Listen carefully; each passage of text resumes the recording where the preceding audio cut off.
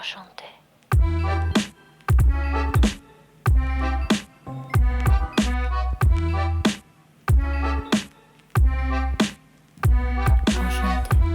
FinTrends is a podcast series dedicated to the trends and news in the finance sector. Launched by Sopra Banking Software, this series involves experts discussing hot topics in the industry. My name is Maya Lawrence, and today we're recording the first episode of FinTrends with Bruno Cambounet, who has agreed to delve into the subject that is causing much discussion, open banking. Hello, Bruno. Hello, Maya. Bruno, to start, thank you for being with us. You are the head of research at SBS, which means your mission is to identify at an early stage the areas to invest in and to shape SBS's strategy and market positioning. You're passionate about how digital transformation is reshaping the economy, and you're particularly fascinated by the potential that data openness offers, notably in educating everyone about finance. You're actively involved in various organizations, such as the Global Competitiveness Cluster Finance Innovation, the standardization body Berlin Group, and within the European Commission. So today we summarize this economic transformation with a concept, open banking. But what does that really entail? What kind of lies beyond these words? Is it ultimately just a buzzword coined by marketing professionals? Or is it something else? So to address these questions, I'd like to first kind of revisit the genesis of the concept of open banking with you so we can get into the nitty-gritty and see exactly what you think about the buzzword today.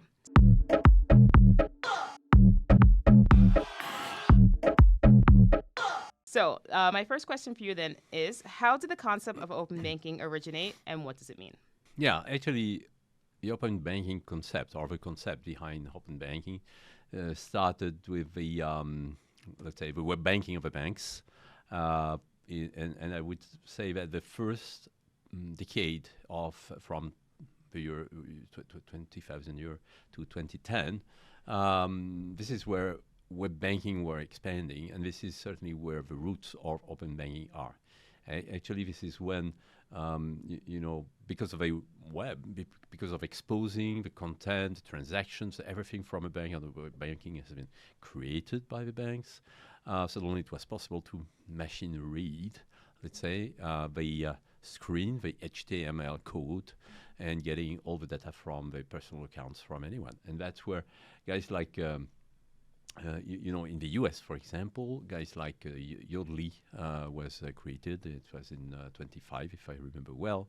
And from a regulatory perspective at this moment, there was something mostly about the ownership of the data by the owners of accounts. So, and this was part of the Dodd-Frank Act in the US, Article 1033 for those who are aware, and this is how it started. In Europe, what happened in this period was the SEPA, the first Payment Service Directive. Actually, SEPA, the PSD, created a homogenized approach of making a credit transfer, designating and identifying bank account across all European Union and SEPA zone area, and this is where the payment service. This is what the Payment Service Directive has been creating, and in terms of scheme and how to make this happening, this was handled by the EPC at this time, and actually this is where. It has been possible for some service provider like Sofort in Germany to leverage this SEPA as soon as it has been put in place in 28, to put in place a new mean of payments, leveraging the credit transfer between the bank account of a payer, you and me are going on a website, and the payee, so the merchant. And this was very surprisingly gained a momentum. And when I say very surprisingly, it's because at this time it was needed to share your credentials with the Sofort, which was new company. But people they did that, no problem. And actually, this is when I would say, with all this means of, leveraging and getting data from by third party on the banking, this is where the term open banking was created. In other words, having access from the outside of the bank by third party. And honestly, the open banking started booming in 2010 around. And especially it took a new acceleration with the creation of a smartphone with Apple in the end of the years 2010. It was in 27, if I remember well. Because with the aggregation capabilities that you can benefit on your smartphone, having visibility over the various few accounts that you may have, these players like Yodlee and others was also creating this account information consolidation that is now very well known as aggregators. Okay. So how did the banks react to the new unregulated actors? Very like interestingly. Yodlee Actually, the bank, and honestly, this was very much understandable. They said, okay, but, what if a third party is acting as if he was an end customer in order to get the data and maybe initiate payments or making credit transfers? Who is responsible for that? So actually, very first reaction of the banks was to kind of forbid this capability for end user to share their credentials. But very quickly, it ended up to ask a regulator, well, the third party who are doing this need to be regulated, and they need to be accountable, and they need to have an insurance, and they need to have something. So that's how the bank reacted, and that's when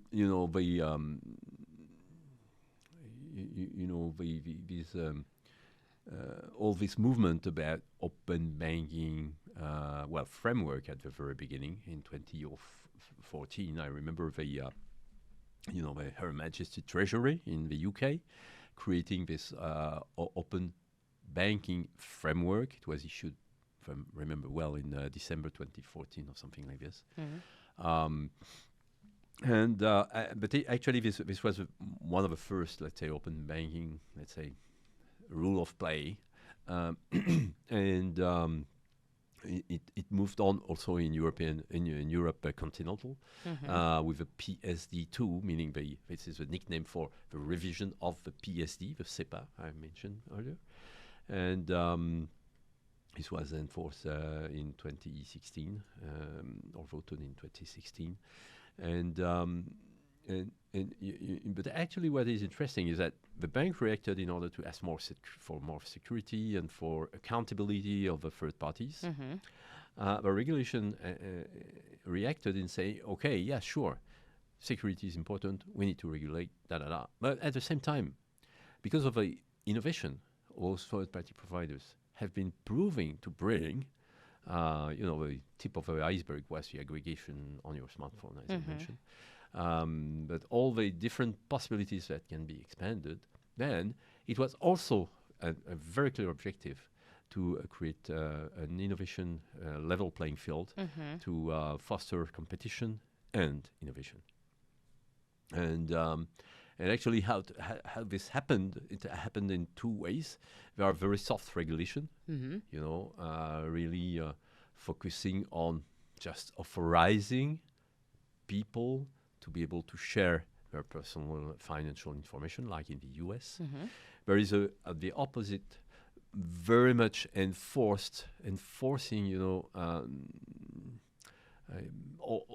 everything. So being very prescriptive in what standard to use for a bank in order to share the data, how to be authenticated and to give authorization, authentication, etc., how to be supervised in terms of reporting, etc. So this was what happened with the open banking implementation entity, that implemented the OB UK. And would not say in the middle, but in between, there is the European countries, which created a directive so that all the number of countries in the European Union could implement it, or through delegated acts, implemented the directive in their way. This open banking directive, which is actually the PSD2. So yeah, basically this is how the bank reacted, but also how the regulators of a bank reacted. Okay. And speaking of the regulators, what's the status of data sharing regulation in Europe today, if you could sum it up for us? So long story short, well, it depends on the countries, as I mentioned. UK, well, I said it already. They already set not only the rule, but the rule. What is interesting is focusing on 9 banks only, the 9 largest banks in the UK. And at the very beginning, when the PSD2 has been voted, UK was still part of the European Union. So they adapted the regulation in order to make sure that that it will hit two birds with one stone, and so that all the banks in the UK were obliged, let's say, to be PSD2 compliant. Now that's a different story. But I think what is interesting is that if I take EU as the example, EU has set the let's say the socio-economic principles of opening payment accounts, and so both things get personal information such as transactions in the payment account, and being able to activate financial services. In this case, this is initiation of payments only. This happened, and behind this, what has been done so far is, one, standardization, data standardization, how to get the data, which data to get. When the PSD2 is talking about a dedicated interface, what does that mean in terms of technology?